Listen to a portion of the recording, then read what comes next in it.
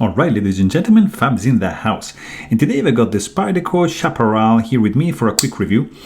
This is a pretty cool gentleman's folder. It's gonna be around $140 US. It's made in the Taichung factory in Taiwan. It's a pretty cool lockback folder, and when closed, this guy, it's very small. It's like 3.6 inches long, and open it's 6.375. So very, very compact.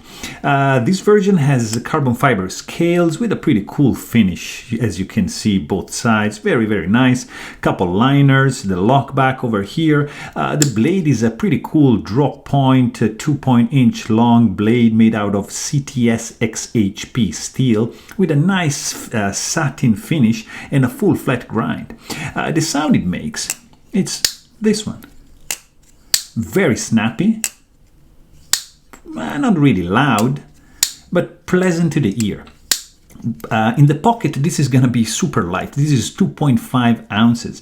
It has a nice wire clip which has been blacked out, and overall the grip is pretty cool because, you know, even if it's a small handle, but it feels safe, you know, due to the fact that there's like this pretty cool jimping on top and on the bottom, and overall, you know, it's going to be without hot spots, and the grip is going to be quite secure.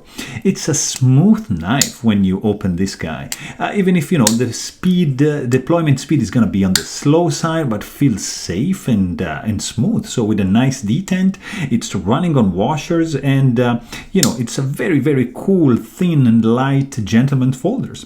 So there you have it. If you want to know more, please check out my full-length review. But thanks for watching and stay tuned.